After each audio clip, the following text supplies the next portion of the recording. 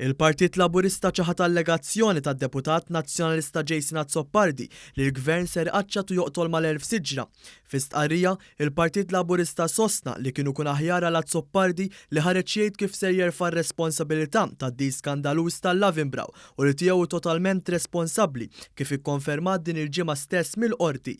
Fi stqarrija, il-Partit Laburista sostna li b'dan id-deal il-Gvern tilef miljuni ta' euro li setgħu ġew investiti fi proġetti fejjieda kif qed isir illum.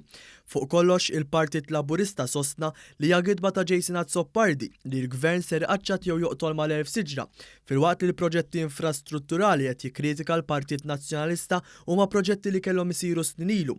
Sostna li għax ma sarux, issa l-Gvern irid jagħmel tajjeb għalkemm il-pajjiż waqa' lura, fl-istess ħin li jrid iħejji l-infrastruttura tal-ġejjieni. Għal il-Gvern qed jagħmel dan billi joħloq il-bilanċ meħtieġ bejn il-progress infrastrutturali li l-hom jokorbu għalih in-nies u l-ħarsien ambjentali. Tant li fit-tmiem ta' kull proġett se jkun hemm iktar siġar milli hemm illum u saħansitra saru bidliet bilha li l-impatt ambjentali ikun ferm inqas minn kemm ikun bi proġetti kif maħsuba oriġinarjament.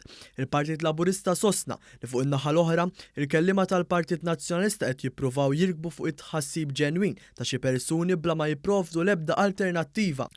Dan fatt ta' ipokresija politika ta' minn meta jkun hemm traffiku jeqret u jikkritika l-Gvern bi traffiku u meta jiġi biex jindirizzah jgħid li aħjar ma jsir xejn.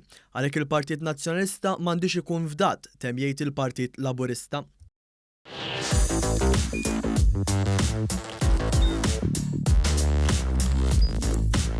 Idħol fuq one.com.mt u hemmhekk tista' tara l-programmi kollha li jxandru fuq One permezz ta' One Play.